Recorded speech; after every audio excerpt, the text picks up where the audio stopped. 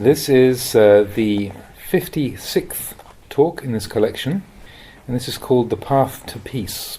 And this was first published in its own little booklet, The Path to Peace, and there's no record of the date or the occasion when it was given. The Path to Peace. Today I will give a teaching particularly for you as monks and novices, so please determine your hearts and minds to listen. There is nothing else for us to talk about other than the practice of the Dhamma Vinaya. Every one of you should clearly understand that now you have been ordained as Buddhist monks and novices and should be conducting yourselves appropriately. We've all experienced the lay life, which is characterized by confusion and a lack of formal Dhamma practice.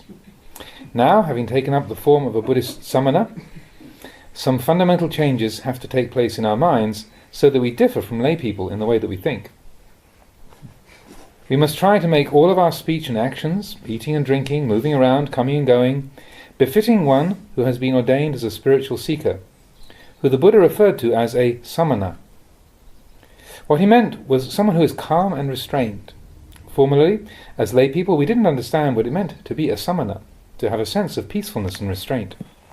We gave full license to our bodies and minds to have fun and games under the influence of craving and defilement. When we experienced pleasant aramana, moods, these would put us in a good mood. Unpleasant mind objects would put us in a bad one. This is the way it is. This is the way it is when we're caught up in the power of mind objects. The Buddha said that those who are still under the sway of mind objects aren't looking after themselves. They are without a refuge, a true abiding place, and so they let their minds follow moods of sensual indulgence and pleasure-seeking, and get caught into suffering, sorrow, lamentation, pain, grief, and despair. They don't know how or when to stop and reflect upon their experience. In Buddhism, once we've received ordination and taken up the life of the samana, we have to adjust our physical appearance in accordance with the external form of the samana. We shave our heads, trim our nails, and don the brown bhikkhu's robes, the banner of the noble ones, the Buddha and the Arahants. We are indebted to the Buddha for the wholesome foundations he established and handed down to us, which allow us to live as monks and find adequate support. Our lodgings were built and offered as a result of the wholesome actions of those with faith in the Buddha and his teachings. We do not have to prepare our food because we are benefiting from the roots laid down by the Buddha. Similarly, we've inherited the medicines, robes, and all the other requisites that we use from the Buddha.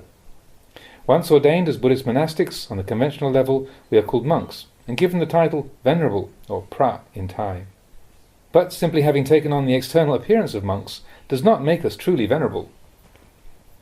Being monks on the conventional level means we are monks as far as our physical appearance goes. Simply by shaving our heads and putting on brown robes, we are called venerable. But that which is truly worthy of veneration has not yet arisen within us. We are still only venerable in name. It's the same as when they mould cement or cast brass into a Buddha image. They call it a Buddha, but it isn't really that. It's just metal, wood, wax or stone. That's the way conventional reality is. It's the same for us.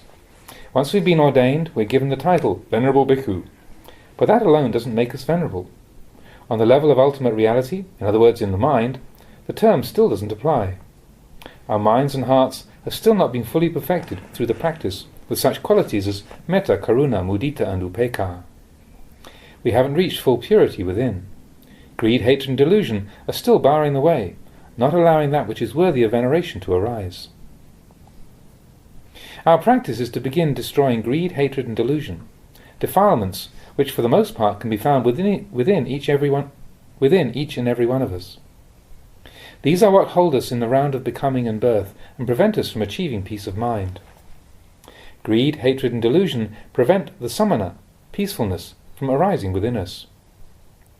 As long as this peace does not arise, we are still not samana. In other words, our hearts have not experienced the peace that is free from the influence of greed, hatred and delusion.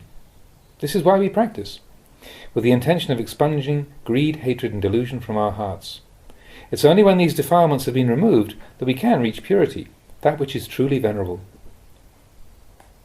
Internalizing that which is venerable within your heart doesn't involve working only with the mind, but your body and speech as well.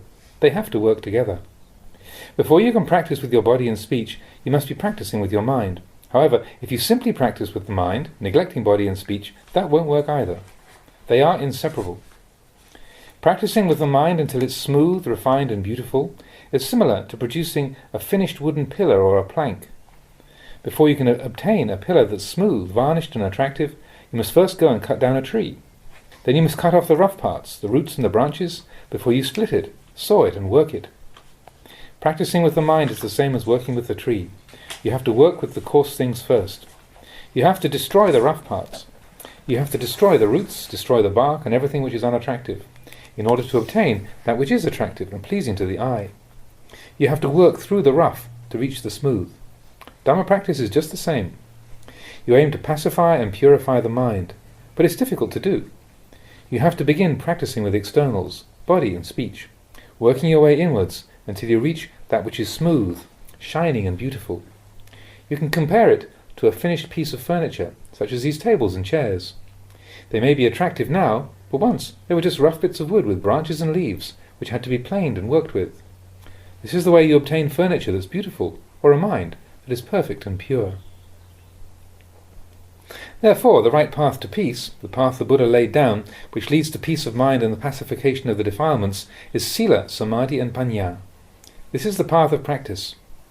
It is the path that leads you to purity and leads you to realize and embody the qualities of the samana. It is the way to complete abandonment of greed, hatred and delusion. The practice does not differ from this, whether you view it internally or externally.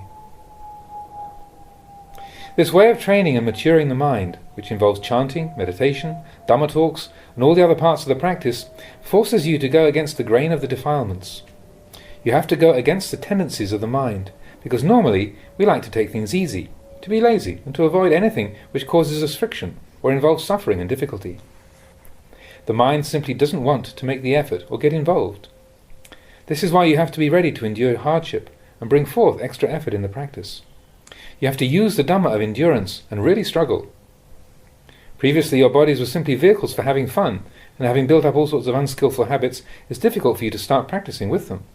Before, you didn't restrain your speech, so now it's hard to start restraining it.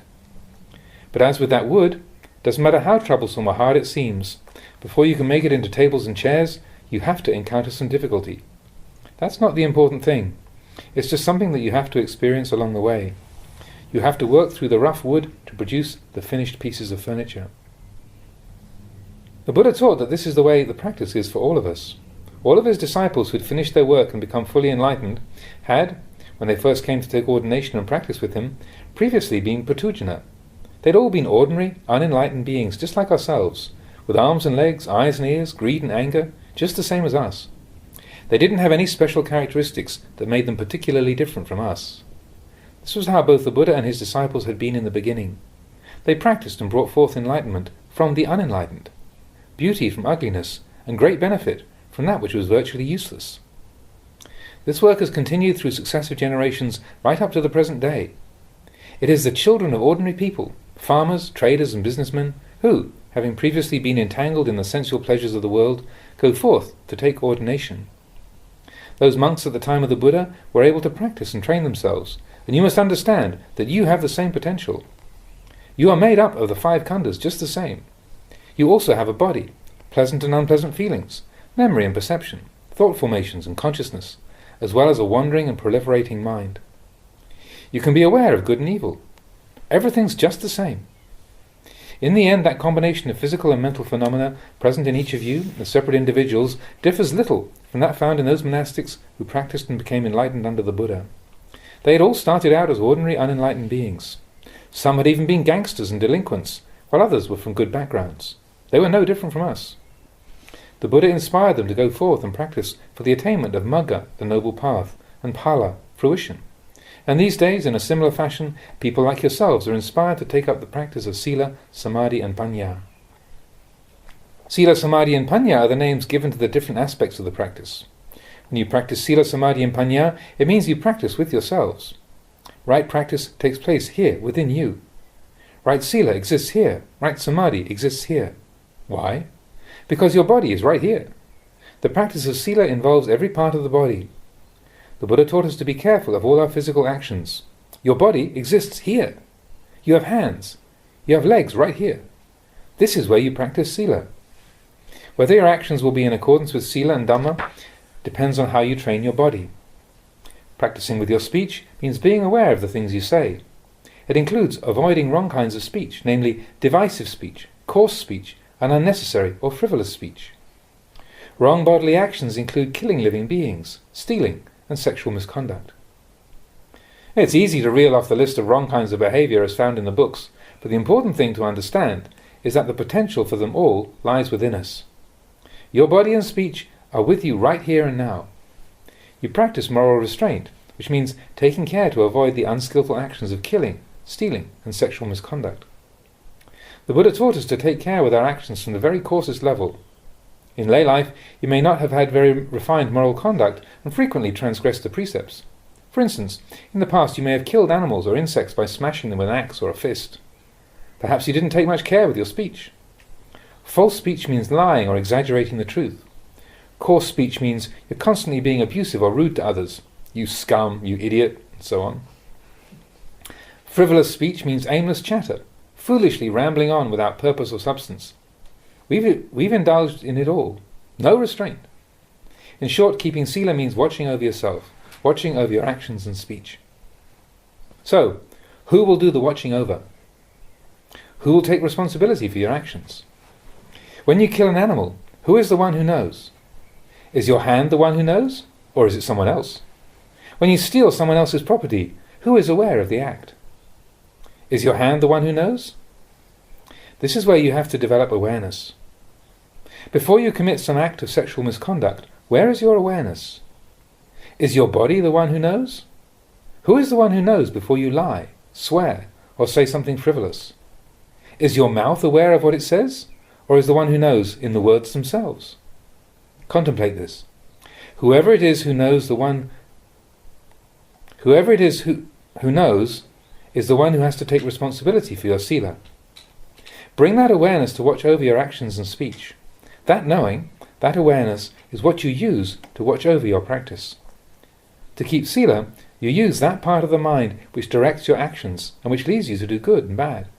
You catch the villain and transform him into a sheriff or a mayor. Take hold of the wayward mind and bring it to serve and take responsibility for all your actions and speech. Look at this and contemplate it. The Buddha taught us to take care with our actions. Who is it who does the taking care? The body doesn't know anything. It just stands, walks, and so on. The hands are the same. They don't know anything. Before they touch or take hold of anything, there has to be someone who gives them orders. As they pick up things and put them down, there has to be someone telling them what to do. The hands themselves aren't aware of anything. There has to be someone giving them the orders. The mouth is the same. Whatever it says, whether it tells the truth or lies, is rude or divisive, there must be someone telling it what to say. The practice involves establishing sati, mindfulness, within this one who knows.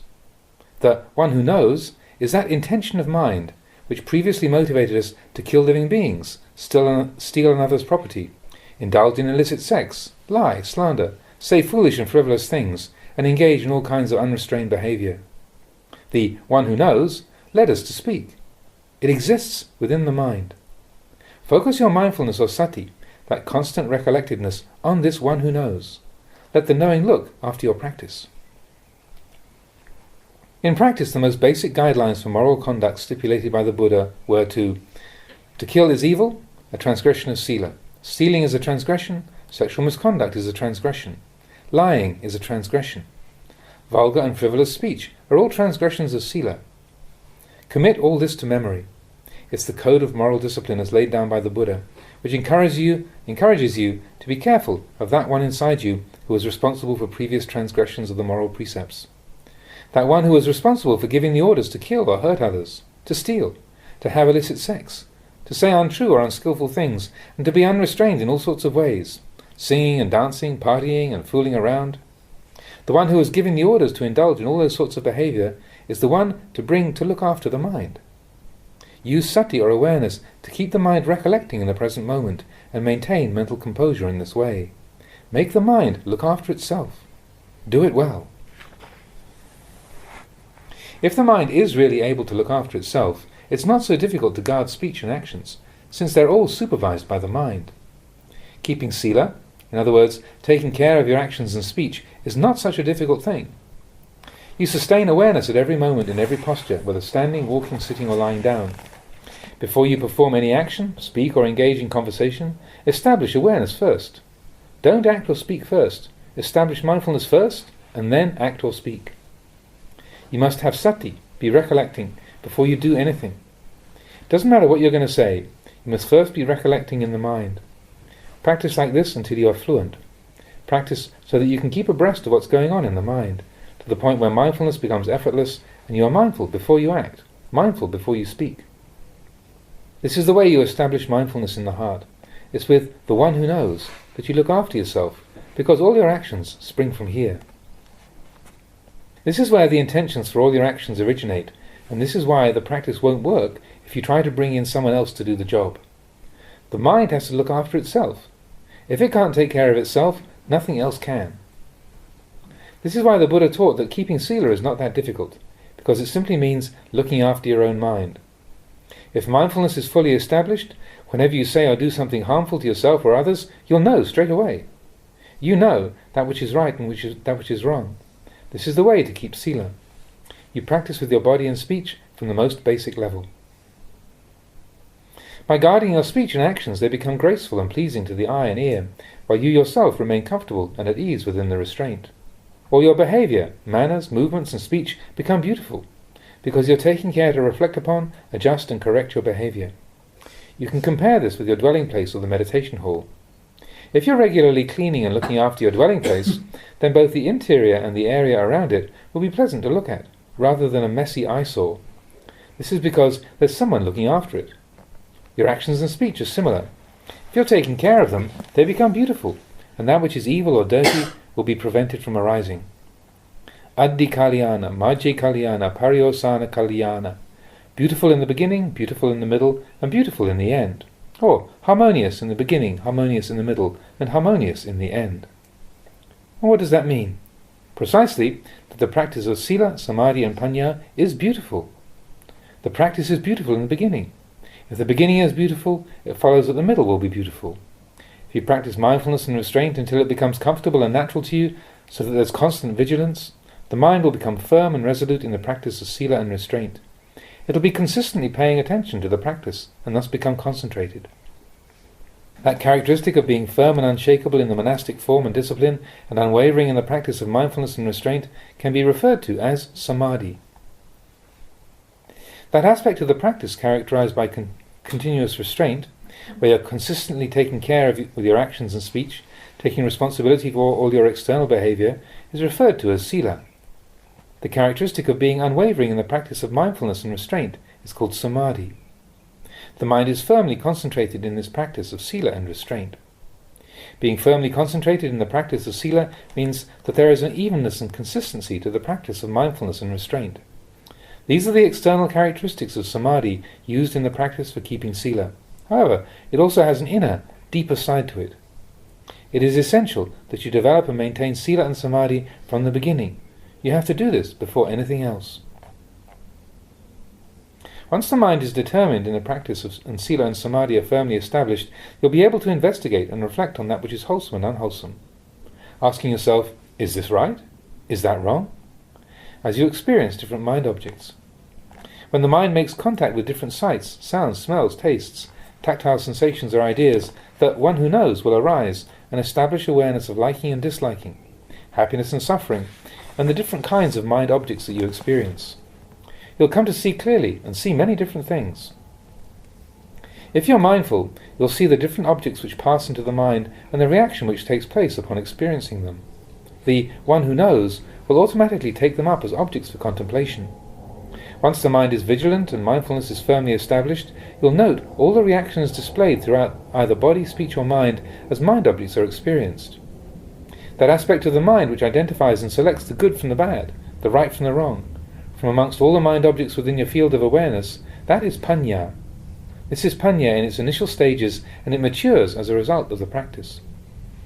All these different aspects of the practice arise from within the mind. The Buddha referred to these characteristics as sila, samadhi and panya.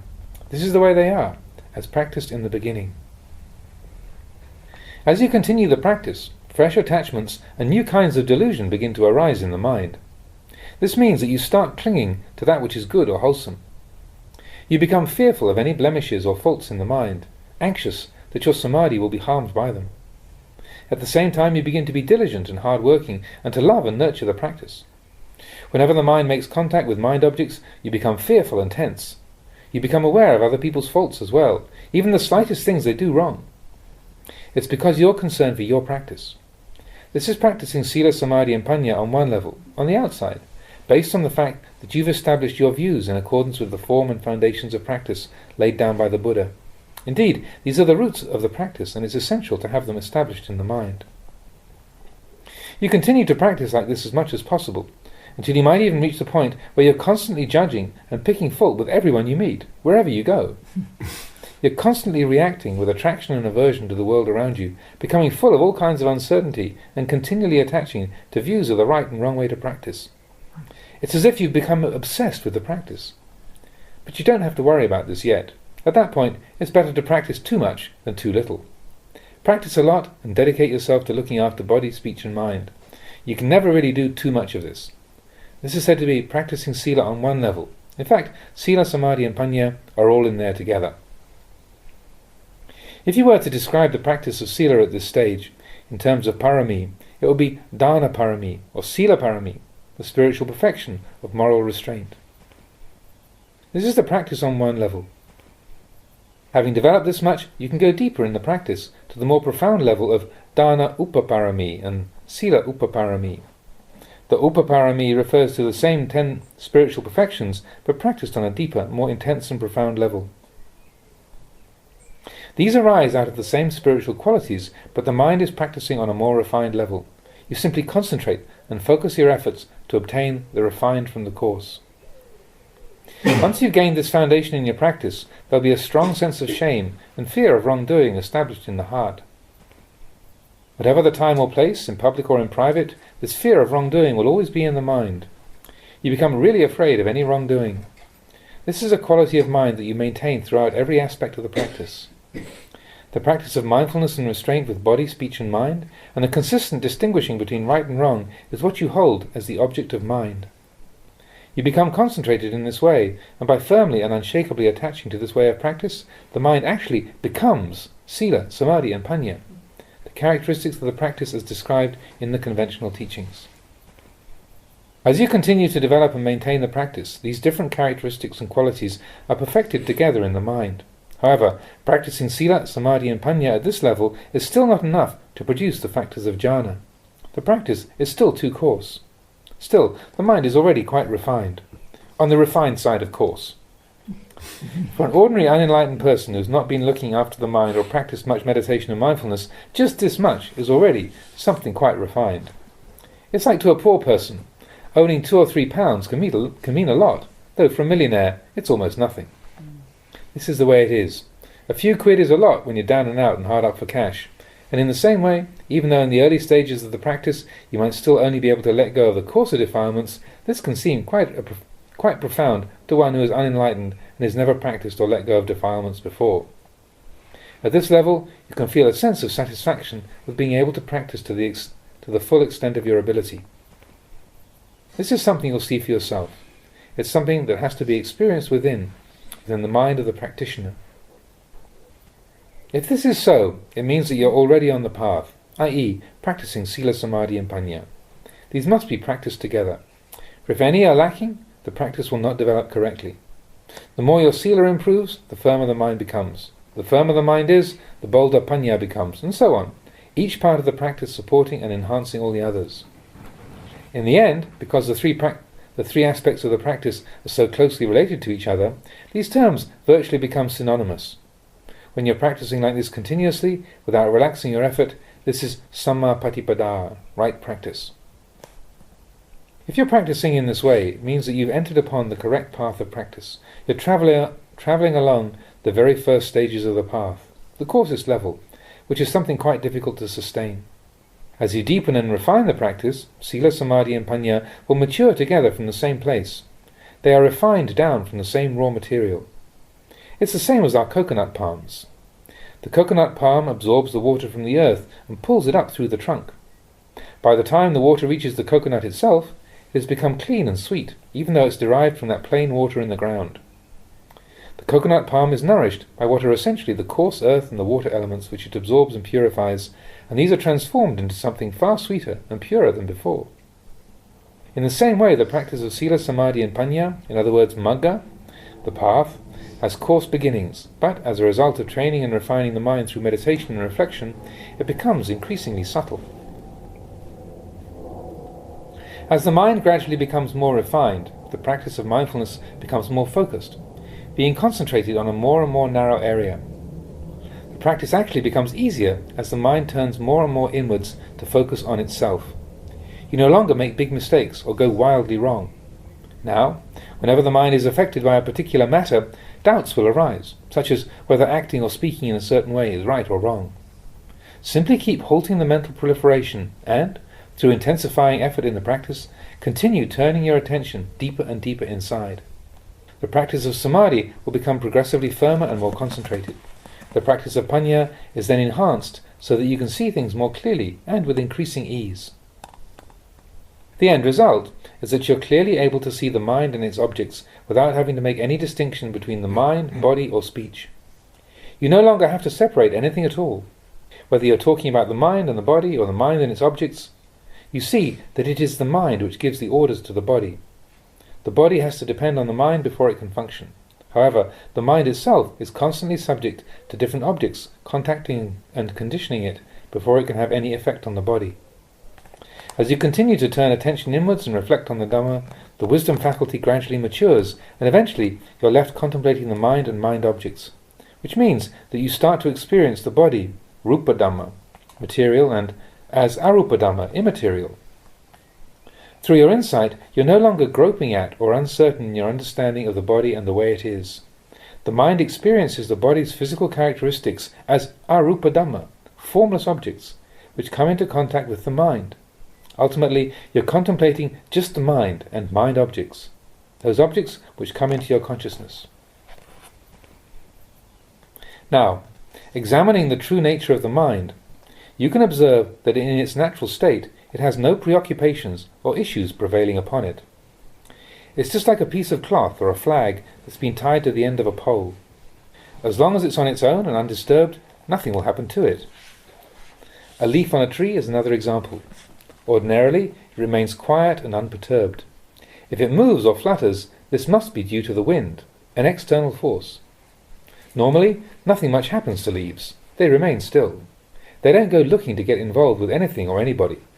When they start to move, it must be due to the influence of something external, such as the wind, which makes them swing back and forth.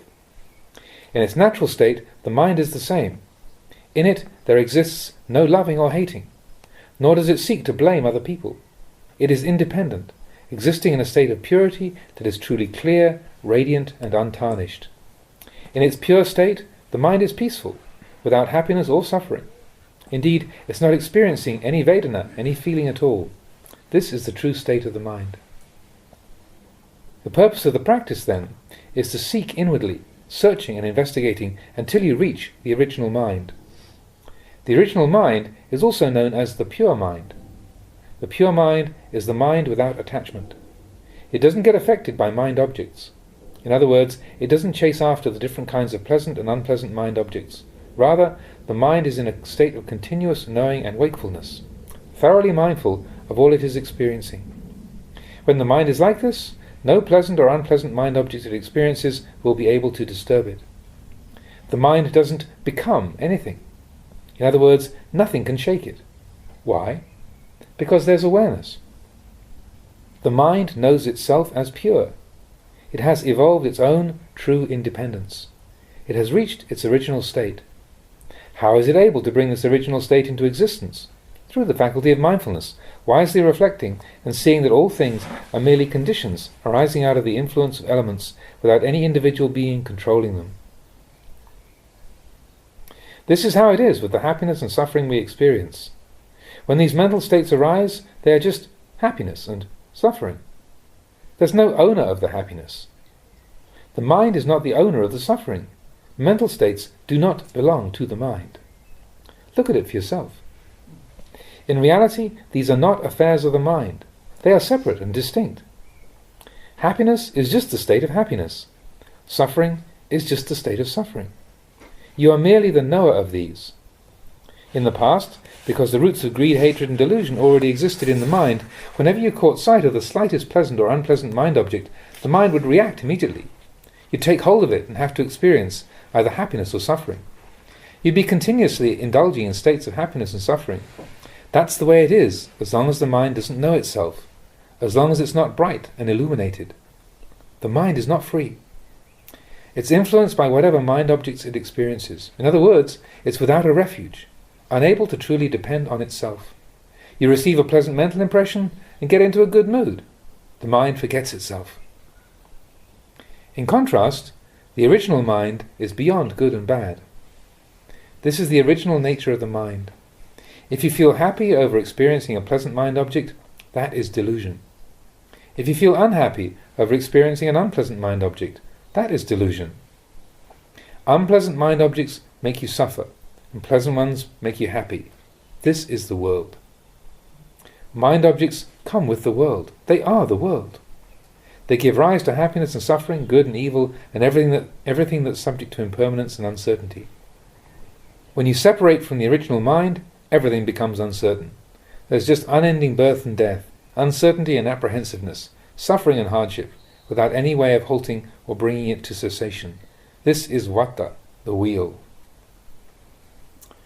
Through wise reflection, you can see that you are subject to old habits and conditioning. The mind itself is actually free, but you have to suffer because of your attachments. Take, for example, praise and criticism. Suppose other people say you are stupid. Why does that cause you to suffer? It's because you feel that you're being criticized. You pick up this bit of information and fill the mind with it. The act of picking up, accumulating and receiving that knowledge without full mindfulness gives rise to an experience that is like stabbing yourself. This is upadana, clinging.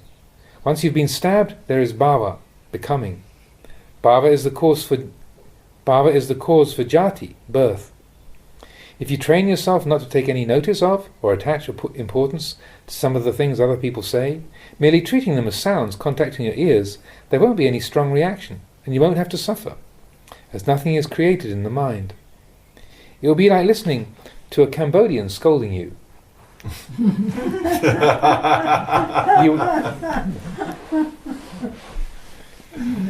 You would hear the sound of his speech, but it would be just sound, because you wouldn't understand the meaning of the words.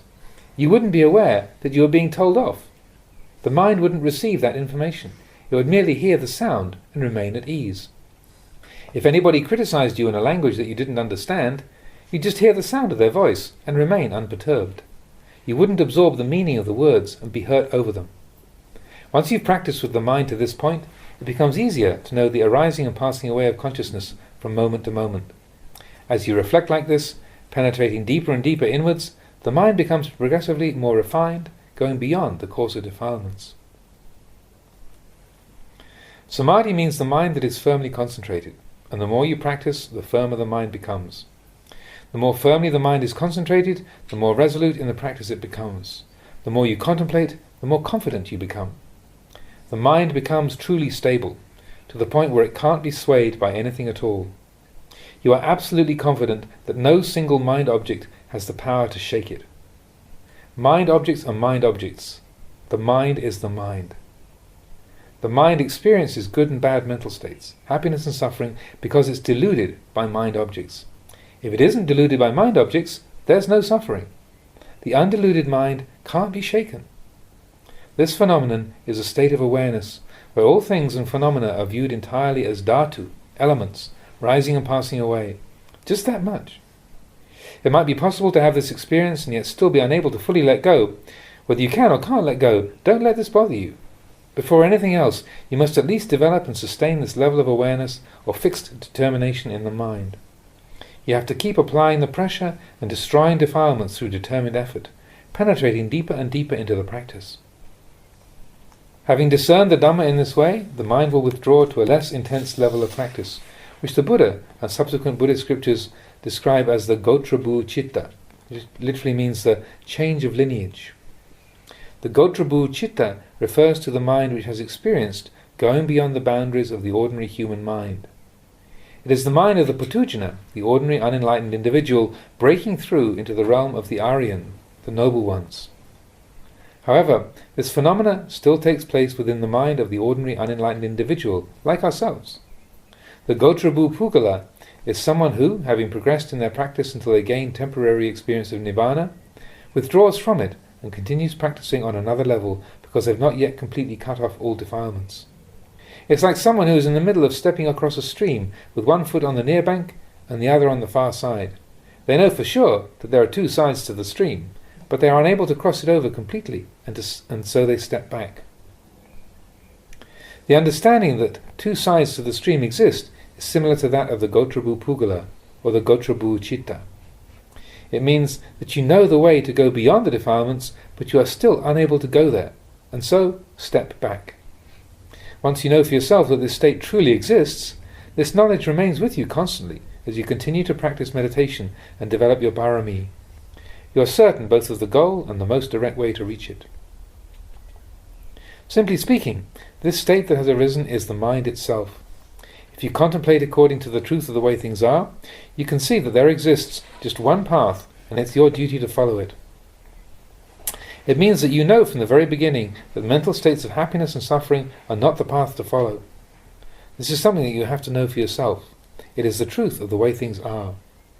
If you're attached to happiness, you're off the path, because attaching to happiness will cause suffering to arise. If you're attached to sadness, it can be a cause of suffering to arise. You understand this. You're already mindful with right view, but at the same time, you're not able fully to let go of your attachments. So, what is the correct way to practice? You must walk the middle path, which means keeping track of the various mental states of happiness and suffering, while at the same time keeping them at a distance, off to either side of you. This is the correct way to practice. You maintain mindfulness and awareness even though you're still unable to let go. It's the correct way, because whenever the mind attaches to states of happiness and suffering, awareness of the attachment is always there. This means that whenever the mind attaches to states of happiness, you don't praise it or give value to it. And whenever it attaches to states of suffering, you don't criticize it. This way you can actually observe the mind as it is. Happiness is not right. Suffering is not right. There is the understanding that neither of these is the right path. You are aware. Awareness of them is sustained, but still you can't fully abandon them. You're unable to drop them, but you can be mindful of them. With mindfulness established, you don't give undue value to happiness or suffering. You don't give importance to either of those two directions which the mind can take, and you hold no doubts about this. You know that following either of those ways is not the right path of practice, so at all times you take this middle way of equanimity as the object of mind. When you practice to the point where the mind goes beyond happiness and suffering, equanimity will necessarily arise as the path to follow, and you have to gradually move down it, little by little. The heart knows the way to go to be beyond defilements, but, not yet being ready, finally to transcend them, it withdraws and continues practicing. Whenever happiness arises and the mind attaches, you have to take that happiness up for contemplation. And, whenever it attaches to suffering, you have to take that up for contemplation. Eventually, the mind reaches a stage when it is fully mindful of both happiness and suffering. That's when it will be able to lay aside the happiness and the suffering, the pleasure and the sadness, and lay aside all that is the world, and so become lokavidu, knower of the world. Once the mind, the one who knows, can let it go, it will settle down at that point. Why does it settle down? Because you've done the practice and followed the path right down to that very spot. You know what you have to do to reach the end of the path, but are still unable to accomplish it. When the mind attaches to either happiness or suffering, you're not deluded by them, and strive to dislodge the attachment and dig it out. This is practicing on the level of the Yogavachara, one who is travelling along the path of practice, striving to cut through the defilements, yet not having reached the goal. You focus upon these conditions and the way it is from moment to moment in your own mind. It's not necessary to be personally interviewed about the state of your mind or do anything special. When there is attachment to either happiness or suffering, there must be the clear and certain understanding that any attachment to either of those states is deluded. It is attachment to the world. It is being stuck in the world. Happiness means attachment to the world. Suffering means attachment to the world. This is the way worldly attachment is. What is it that creates or gives rise to the world? The world is created and established through ignorance. It's because we're not mindful that the mind attaches importance to things, fashioning and creating sankhara, formations, the whole time. Now it's here that the practice becomes really interesting. Wherever there is attachment in the mind, you keep hitting at that point, without letting up. If there's attachment to happiness, you keep pounding at it, not letting the mind get carried away with the mood. If the mind attaches to suffering, you grab hold of that, really getting to grips with it and contemplating it straight away. You're in the process of finishing the job off. The mind doesn't let a single mind object slip by without reflecting on it. Nothing can resist the power of your mindfulness and wisdom. Even if the mind is caught in an unwholesome mental state, you know it as unwholesome, and the mind is not heedless. It's like stepping on thorns. Of course, you don't seek to step on thorns. You try to avoid them. But nevertheless, sometimes you step on one. When you do step on one, do you feel good about it? You feel aversion when you step on a thorn. Once you know the path of practice, it means that you know that which is the world, that which is suffering, and that which binds us to the endless cycle of birth and death. Even though you know this, you're unable to stop stepping on those thorns. The mind still follows various states of happiness and sadness, but doesn't completely indulge in them. You sustain a continuous effort to destroy any attachment in the mind, to destroy and clear from the mind all that which is in the world. You must practice right at the present moment. Meditate right there. Build your barami right there. This is the heart of practice, the heart of your effort. You carry on an internal dialogue, discussing and reflecting on the Dhamma within yourself. It's something that takes place right inside the mind. As worldly attachment is uprooted, mindfulness and wisdom entirely penetrate inwards, and the one who knows sustains awareness with equanimity, mindfulness and clarity, without getting involved or becoming enslaved to anybody or anything. Not getting involved with things means knowing without clinging, knowing while laying things aside and letting go. You still experience happiness, you still experience suffering, you still experience mind objects and mental states, but you don't cling to them. Once you're seeing things as they are, you know the mind as it is, and you know mind objects as they are. You know the mind as separate from mind objects, and mind objects as separate from the mind. The mind is the mind objects are mind objects. Once you know these two phenomena as they are, whenever they come together, you'll be mindful of them. When the mind experiences mind objects, mindfulness will be there. Our teacher, the Buddha, described the practice of the Yogavachara, who is able to sustain such awareness, whether walking, standing, sitting or lying down, as being a continuous cycle. It is samapatipada, right practice. You don't forget yourself or become heedless. You don't simply observe the coarser parts of your practice, but you watch the mind internally on a more refined level. That which is on the outside, you set aside.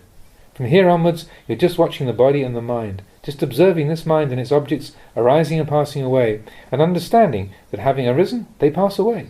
With passing away, there's further arising, birth and death, death and birth. Cessation followed by arising, arising followed by cessation. Ultimately, you're simply watching the act of cessation. Kaya vayang means degeneration and cessation. Degeneration and cessation are the natural way of the mind and its objects.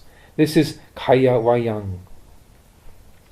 Once the mind is practicing and experiencing this, it doesn't have to follow up on or search for anything. It'll be keeping abreast of things with mindfulness. Seeing is just seeing. Knowing is just knowing. The mind and mind objects are just as they are. This is the way things are. The mind isn't proliferating about or creating anything in addition. Don't be confused or vague about the practice. Don't get caught in doubting. This applies to the practice of sila just the same. As I mentioned earlier, you have to look at it and contemplate whether it's right or wrong. Having contemplated it, then leave it there. Don't have doubts about it. Practicing samadhi is the same. Keep practicing, calming the mind little by little. If you start thinking, it doesn't matter. If you're not thinking, it doesn't matter. The important thing is to gain an understanding of the mind. Some people want to make the mind peaceful, but don't know what true peace really is. They don't know the peaceful mind. There are two kinds of peacefulness. One is the peace that comes through samadhi. The other is the peace that comes through panya. The mind that is peaceful through samadhi is still deluded. The peace that comes through the practice of samadhi alone is dependent on the mind being separated from mind objects. When it's not experiencing any mind objects, then there is calm. Consequently, one attaches to the happiness that comes with that calm. However, when there is impingement through the senses, the mind gives in straight away. It's afraid of mind objects. It's afraid of happiness and suffering, afraid of praise and criticism, afraid of forms, sounds, smells and tastes. One who is peaceful through samadhi alone is afraid of everything and doesn't want to get involved with anybody or anything on the outside. People practicing samadhi in this way just want to stay isolated in a cave someplace, where they can experience the bliss of samadhi without having to come out. Wherever there is a peaceful place, they sneak off, hide themselves away. This kind of samadhi involves a lot of suffering. They find it difficult to come out of it and be with other people. They don't want to see forms or hear sounds. They don't want to experience anything at all.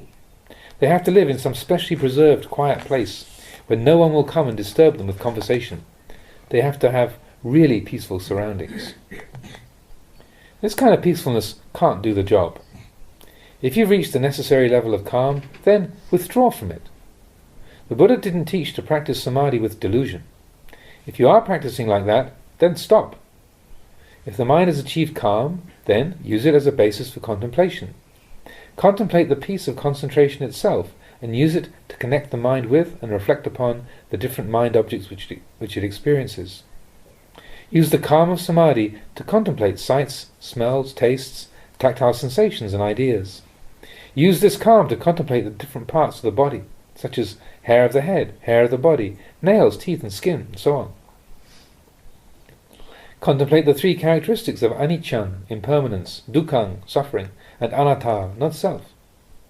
Reflect upon this entire world. When you've contemplated sufficiently, it's all right. When you've contemplated sufficiently, it's all right to re-establish the calm of samadhi. You can re-enter it through sitting meditation, and afterwards, with calm re-established, continue with the contemplation. Use the state of calm to train and purify the mind. Use it to challenge the mind. As you gain knowledge, use it to fight with the defilements, to train the mind. If you simply enter samadhi and stay there, you don't gain any insight. You're simply making the mind calm, and that's all. However, if you use the calm mind to reflect, beginning with your external experience, this calm will gradually penetrate deeper and deeper inwards, until the mind experiences the most profound peace of all. The peace which arises through panya is distinctive, because when the mind withdraws from the state of calm, the presence of panya makes it unafraid of forms, sounds, smells, tastes, tactile sensations and ideas. It means that as soon as there is sense contact, the mind is immediately aware of the mind object. As soon as there is sense contact, you lay it aside. As soon as there is sense contact, mindfulness is sharp enough to let go right away. This is the peace that comes through panya. When you're practicing with the mind in this way, the mind becomes considerably more refined than when you're developing samadhi alone. The mind becomes very powerful and no longer tries to run away. With such energy, you become fearless. In the past you were scared to experience anything, but now you know mind objects as they are and are no longer afraid. You know your own strength of mind and are unafraid. When you see a form, you contemplate it. When you hear a sound, you contemplate it. You become proficient in the contemplation of mind objects. You're established in the practice with a new boldness, which prevails whatever the conditions. Whether it be sights, sounds or smells, you see them and let them go as they occur. Whatever it is, you can let go of it all. You clearly see happiness and let it go. You clearly see suffering and let it go.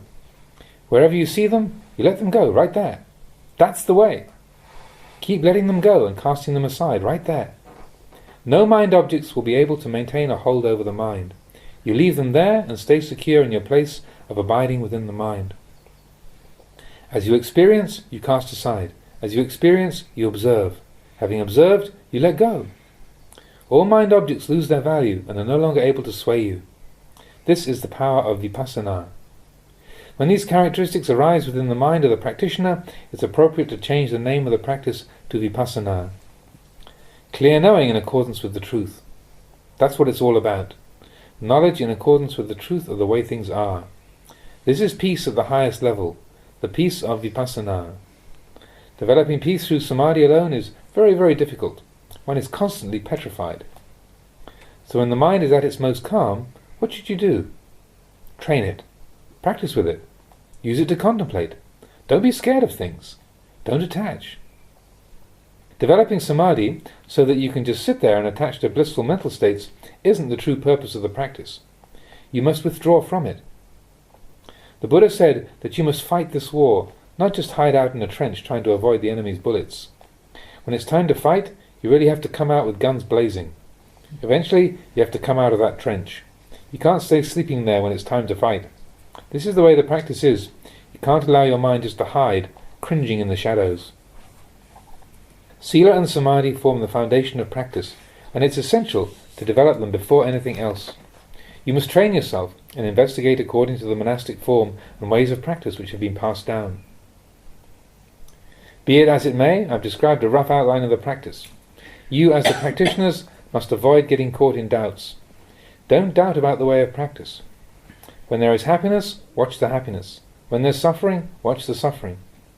Having established awareness, make the effort to destroy both of them. Let them go. Cast them aside. Know the object of mind and keep letting it go. Whether you want to do sitting or walking meditation, it doesn't matter. If you keep thinking, never mind. The important thing is to sustain moment-to-moment awareness of the mind. If you're really caught in mental proliferation, then gather it all together, contemplate it in terms of being one whole.